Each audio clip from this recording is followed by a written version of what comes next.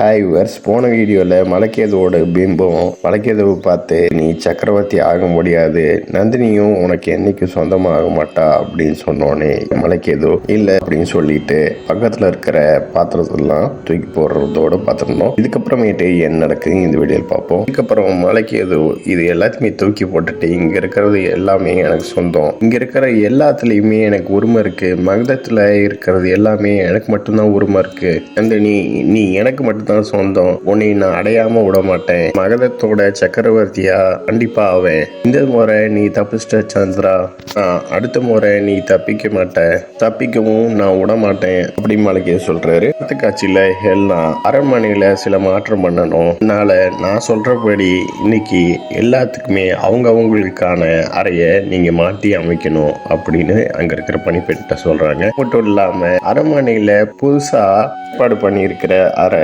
நந்தினிக்கு இன்னும் அதுக்கான ஏற்பாடு நடத்தல, அதனால அவளுக்கு வேற ஒரு அறைய கொடுக்கலான் இருக்கேன், அந்த அறை சின்னதா இருக்கும், அந்த அறையில நந்தினி தங்குறதுக்கான ஏற்பாடு பண்ணுங்க பணிப்பெண்கிட்ட சொன்னோடனே துருதுரா அந்த இடத்துக்கு வந்து, ஆனா நந்தினி எதுக்காக சின்ன அறையில தங்கணும் அப்படின்னு ஹெல்னாட்ட கேக்குறாங்க. இதை கேட்ட ஹெல்னா கோவமா துருதுரா பார்த்தோன்னே வழக்கம் போல துருதுரா பயந்துகிட்டு, இல்ல நான் எதுக்காக கேட்டேன்னா அரண்மனையில இன்னும் சில அறையெல்லாம் இருக்கே, அதனால அவளை அங்க அனுப்பலாமே, சொல்றது சரிதானே அப்படின்னு துருதா கேட்டோன்னே, ஆமா நீ சொல்றது சரிதான், ஒரு வேலை செய்யுங்க, மலைக்கேது சாயா இருக்கிற அறைக்கு பக்கத்துல நந்தினியை தங்க சொல்லுங்க, சிறப்பா இருக்கும்னு ஹெல்னா சொன்ன உடனே இதை கேட்ட துருதுரா, அந்த அறை விருந்தாளிக்கானதாச்சே அப்படிங்கிறாங்க. இல்ல எப்படி நந்தினியை தங்க வைக்கிறதுன்னு கேட்ட உடனே சில நாட்கள் மட்டும்தான் அவ அங்க தங்கணும், அறை தயாரானக்கு அப்புறமேட்டு அவ அங்க தங்கலாம், உனக்கு ஏதோ ஆட்சேபணம் இருக்கா அப்படின்னு ஹெல்னா துருதராட்ட கேட்ட உடனே துருதரா பயந்துகிட்டே, இல்ல இந்த விஷயத்துல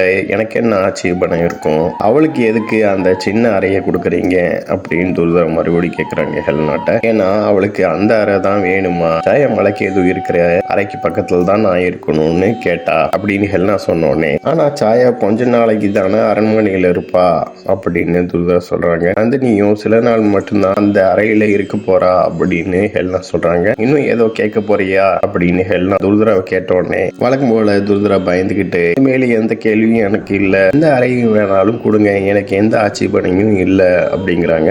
கேட்ட ஹெல்னா சிறப்பு அப்படின்னு சொல்லிட்டு பணிப்பெண்களை பார்த்து, நந்தினி சாயா மலைக்கேது அறைக்கு பக்கத்துல இருப்பா, அதே போல துருதுரா என்னோட அறைக்கு பக்கத்துல இருப்பா அப்படின்னு சொல்றாங்க. கேட்ட துருதுராவும் பயந்துகிட்டு கத்துறாங்க, இவ சந்திராவோட தோழியாச்சே, இதுல எல்லாம் இருக்கா, என்ன சொல்ற துருதுரா அப்படின்னு ஹெல்னா துருதுரா பார்த்து கேட்ட உடனே, உங்க அறைக்கு பக்கத்துல நான் இதுக்காக இருக்கணும் அப்படின்னு துருதுரா கேக்குறாங்க.